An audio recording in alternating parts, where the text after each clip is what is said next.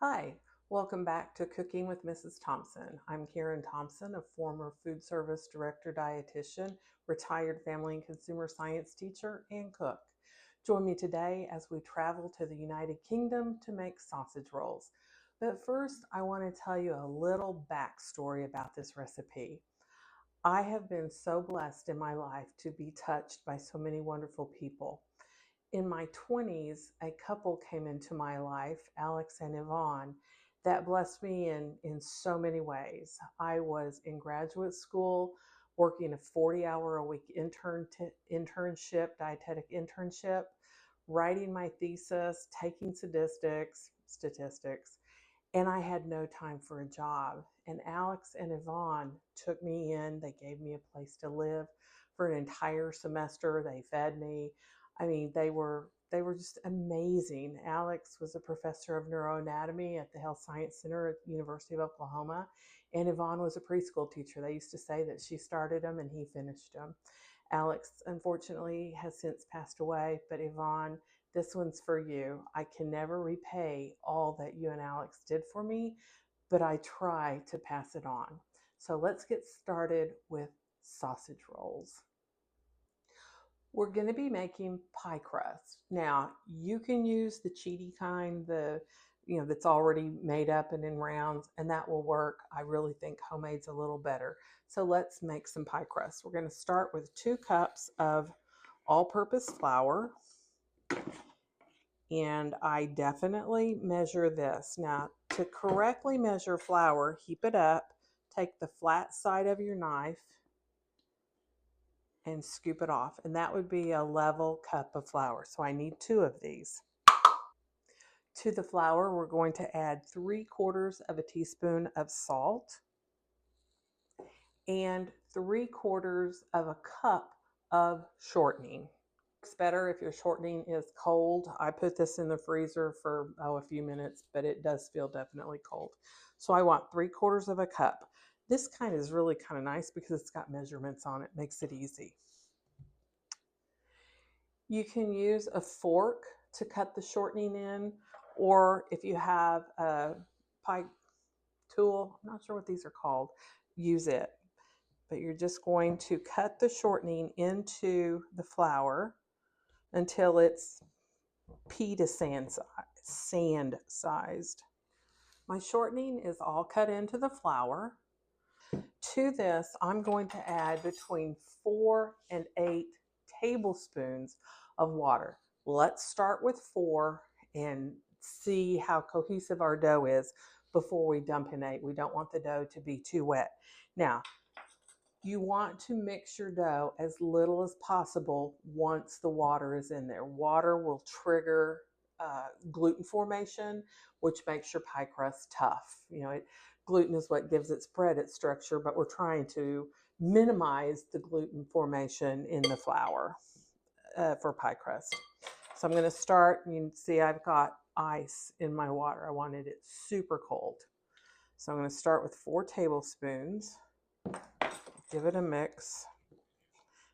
At some point, I'm sure I'm going to have to stick my hand in there. But my hands have a little flour on them, but they are clean. I'm just going to see how well it all sticks together. Honestly, it's looking like 4 for my flour is about the right amount. See how it's all holding together? That's what we want. I'm going to wrap my dough in a piece of plastic wrap. Completely wrap it. I don't want it drying out. And I'm going to pop this into the refrigerator for about 10 to 15 minutes. Yeah, it's going to firm all the shortening that we mixed up. It'll firm it back up. My pie crust is out of the fridge. It's nicely chilled. I'm going to roll it out. I happen to have a well-used, well-loved rolling cloth my grandmother gave me years and years ago. They kind of are nice for rolling. I'm just going to sprinkle some flour on here and start rolling. I want an oblong roll. I don't want a round like a pie crust. I'm going to try to aim for 6 inches by as long as I can get it. So you want to, cover dust your rolling pin. We're going to lay the pie crust out. I'm going to try to get it to about 1/4 of an inch thick. And if you get a crack because you go crazy like I just did, just pinch it back together and it will be fine. Can you see that? I am going to transfer this pie crust to a cookie sheet or oven safe pan that I have lined with parchment. So to transfer, again, make sure you have enough flour on your rolling pin, and I'm just going to kind of roll it around there. See how nice it releases from the cloth? And I'm going to spread it out on my parchment lined. See? Now I'm going to take sausage. I have about 1 pound of sausage. For those of you that are interested, this is blue and gold sausage. It's something that's only sold, well, that's sold in Oklahoma. Hard to get in other places. I have an aunt and uncle that bring it to me, or I'll go down and get it once a year. So I'm going to take this sausage and I'm going to try to rope it. I'm trying to get a roll that's as long as my dough. All right, doesn't that look good? I'm going to bring the edges up and form it into a log, a roll.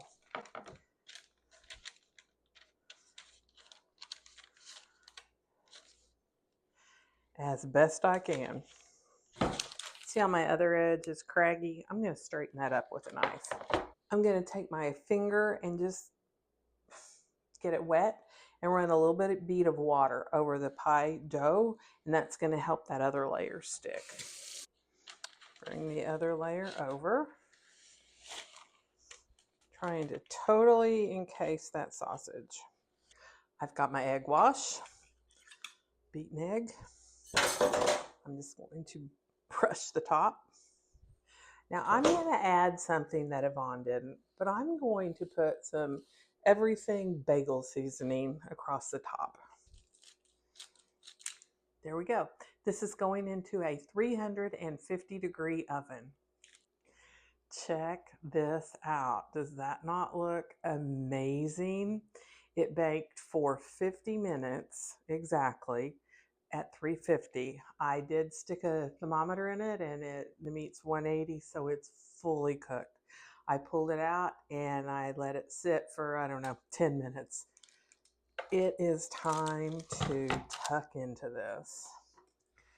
Doesn't that look good? Here we go. I have no words. Oh, I have no words. It is so amazingly good. You all really need to try this. English sausage rolls. Yvonne, thank you so much. Please, please, please like, share, follow. I'm cooking with Mrs. Thompson. YouTube, Facebook, Instagram, TikTok, and have cookingwithmrsthompson.com as well. Nothing's on it yet, but I'm getting there. So please try it. Enjoy. Drop me a line. Love to hear from you. Thanks.